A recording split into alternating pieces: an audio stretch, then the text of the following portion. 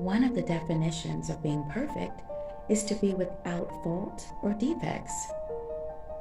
Can you say that about yourself?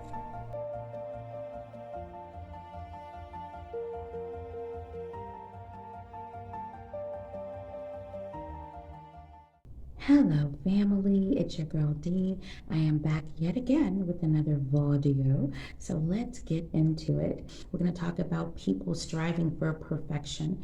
Everybody wants to be perfect. Putting your best foot forward is not a bad thing. You can tell when someone has put a real effort into something, even if it's not up to your standards.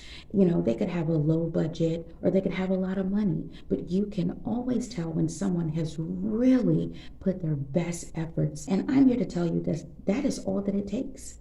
It doesn't have to be perfect. It doesn't have to be without a blemish or without defect. It doesn't have to be without flaws or fault. What it has to say when people see it, when people see you, is that you are putting your best foot forward, okay? And as long as you're doing that, you're on the right track. You start looking at how old you are, and you see other people your age or younger who have accomplished so much more, and you think, what am I doing with my life?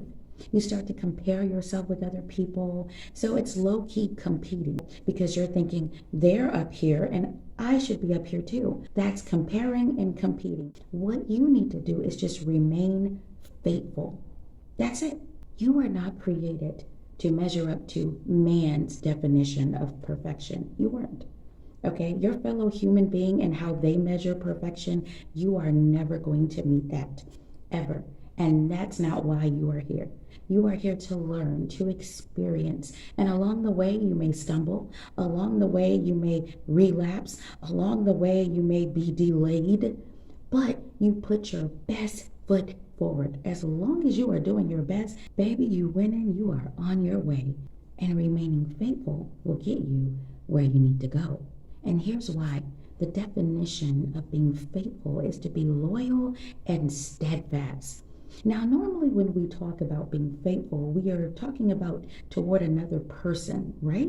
Being faithful could also apply to your dreams, your goals, the things you are trying to accomplish in life, the things you have set for yourself, the standards that you have promised yourself that you are going to keep in order to succeed. As long as you are faithful, as long as you are loyal to those goals, steadfast to those goals, that's all that matters. You don't have to be perfect.